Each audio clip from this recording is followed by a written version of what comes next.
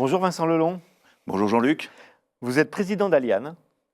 Allianz contribue opérationnellement à la mise en œuvre de la stratégie de transformation des acteurs de l'assurance. Vous croyez à l'approche positive de la transformation, celle qui réussit et préserve, celle qui fait grandir. Votre focus, la transformation réussie, Vincent. Pourquoi êtes-vous focalisé sur ces enjeux de transformation ? D'abord parce qu'on constate depuis une trentaine d'années que les choses ont évolué en 3 temps.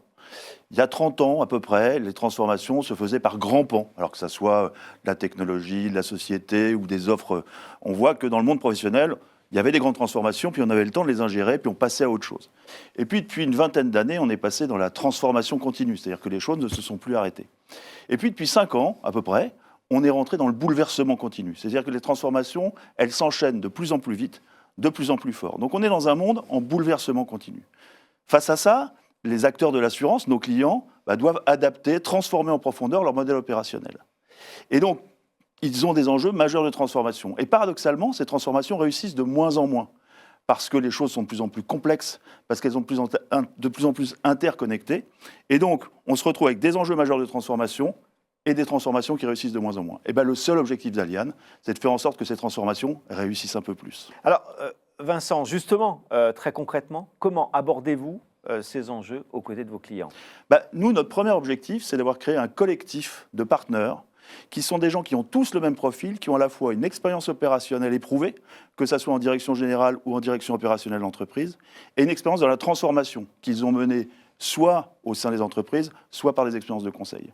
Et cette expérience-là forte, on la met au profit de nos clients, les assureurs, selon 2 axes. Le premier qui est de les accompagner sur leur transformation, mais c'est du conseil, mais c'est faire du conseil autrement, parce que les gens qu'on mobilise sont tous des gens qui ont à la fois une expérience opérationnelle et une expérience de transformation. Finalement, notre sujet, nous, c'est plus d'être dans la réalité du ring que dans la beauté du geste. L'image est sympa. En tout cas, vous avez développé une approche nouvelle aussi, l'alter ego. Absolument. Alors, expliquez-nous. L'alter ego, c'est partir du fait qu'on a souvent beaucoup investi pour aider à penser. Et on s'est dit qu'il fallait peut-être investir pour aider à agir. Et donc, on a réfléchi à comment aider en agissant nos clients. Et là-dessus, on s'est rendu compte que dans les transformations, il y avait un élément clé qui était le management.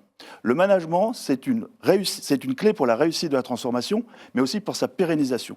Or, souvent, dans les transformations, le management, il est en danger. Et donc, nous, notre idée, c'est comment on peut faire pour, en agissant aux côtés des managers, les aider à réussir. Et c'est pour ça qu'on a créé le concept de l'alter ego. Alors, c'est quoi l'alter ego ? Ça consiste en quoi exactement ? Alors, pour l'expliquer, le plus simple, c'est de raconter une histoire.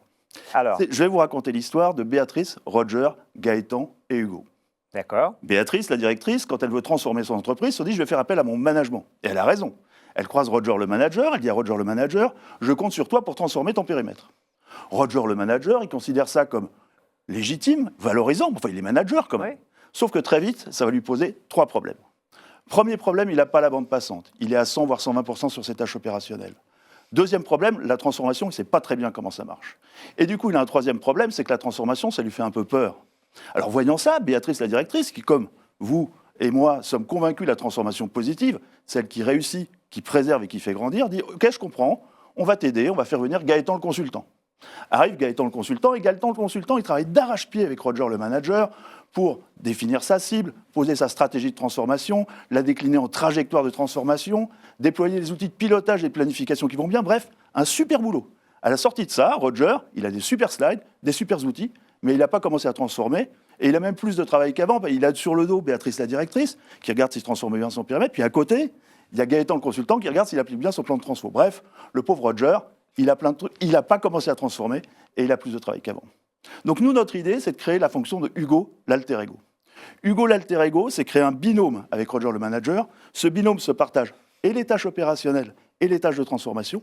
Ils réalisent ensemble cette phase de transformation. À la fin, Hugo, l'alter ego, s'en va, et Roger reste aux manettes de son entité transformée en ayant grandi sur l'appréhension de la transformation. Voilà, c'est ça, Hugo, l'alter ego. C'est pas un coach, c'est pas un consultant, c'est pas un manager de transition, mais c'est les 3 à la fois. En tout cas, l'histoire de Béatrice sort l'histoire vécue. Hein. Ah ouais. Je crois que des années d'expérience.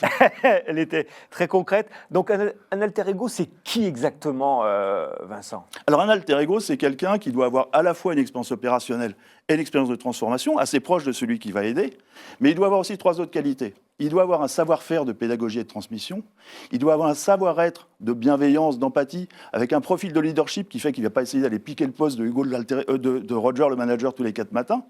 Et puis, il doit avoir un bon niveau d'énergie. Et pour mesurer ces 3 éléments-là, on a mis en place un dispositif d'assessment spécifique avec Alexander Hughes, qui est une belle marque, pour sélectionner des alter ego parmi les freelances qui sont sur le marché. Ça marche aujourd'hui ? Ça marche très bien. On a démarré, alors les activités d'alter ego ont démarré depuis environ 1 an, donc on a une dizaine de missions en cours. Assez peu sont achevées aujourd'hui, mais on peut considérer que oui, ça marche très bien, et ça marche très bien sur les 2 pans. C'est-à-dire à la fois d'aider à réussir un enjeu de transformation, qui peut être une nouvelle organisation, qui peut être la remise en place de performance, et de faire grandir le manager et ses équipes d'ailleurs. Et effectivement, les missions qu'on a vues aujourd'hui se déroulent très très bien. En quelques mots, Vincent Lelong, pour conclure. Pour conclure, ce qu'on peut dire, c'est qu'on est rentré dans un monde qui est en bouleversement continu, réellement. Que les enjeux de transformation sont majeurs et réussissent de moins en moins. Que dans ce cadre-là, on a souvent le réflexe d'aider à penser et qui serait peut-être bien d'aider à agir. Et dans ce cadre-là, nous, ce qu'on fait, c'est mettre des talents au service de vos talents et ça fonctionne. Merci Vincent Lelong. Merci Jean-Luc.